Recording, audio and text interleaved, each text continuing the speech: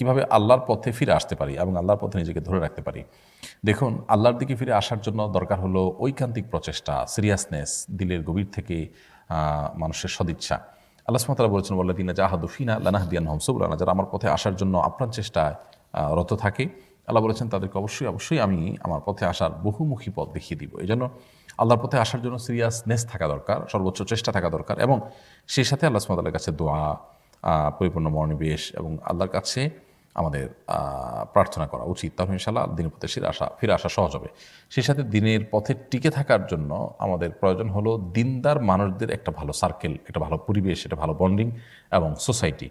এটা যদি আমরা মেনটেন করতে পারি তাহলে দিনের পর টিকে থাকার তুলনামূলক সহজ হয়। সেই সাথে আল্লাহ তাআলার কাছে আমরা দোয়া করবো, আল্লাহুম্মা ইয়া মুকাল্লিবাল কুলুব, হে অন্তর পরিবর্তনকারী, সাব্বিত কলবি আলা দীনিকা ওয়া তাআতিকা, আপনার দ্বীনের উপর, আপনার আনুগত্যের উপর আমার অন্তরকে আপনি স্থির করে দিন, টিকিয়ে দিন, আমি যেন এটার উপর টিকে থাকতে পারি। সেজন্য আল্লাহ তাআলার কাছে দোয়া করব।